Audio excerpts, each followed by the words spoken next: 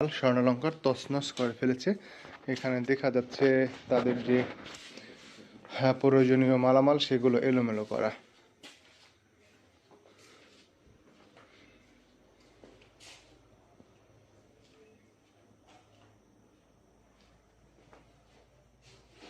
রিয়া হাত রয়েছে, আমরা যার বক্তব্য শুনেছি তিনি তার দুই সন্তানদেরকে নিয়ে এই বিছানাতেই শোয়া ছিল। এখানে সশস্ত্র তারা সন্ত্রাসী অথবা ডাকাত দল বলি তারা এখানে ভিতরে প্রবেশ করে অস্ত্রের মুখে জিম্মি করে তাদের কাছ থেকে স্বর্ণালঙ্কার নগদ টাকা নিয়ে গিয়েছে।